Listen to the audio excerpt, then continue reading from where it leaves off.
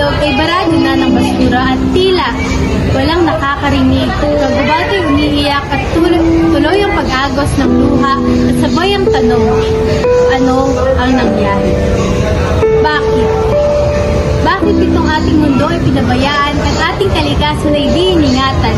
Itong ating mundo ay nawawalan na ng hininga at ito'y patotoo kung gaano tayo nawawalan ng malasakit. O, ano ang kahihinatnan kung mga nilalang ay mawawalan ng pakialam sa ating inang kalikasan? Paano? Kung hindi tayo aaksyon, sino ang kikilos? Kung sigaw ng kalikasan ay hindi napapakinggan. At aking nakita, ika-20,004 aking napagmasdan kung gaano kaganda ang kalikasan kung ating inaalagaan. Kung ang bawat isa ay magtutulungan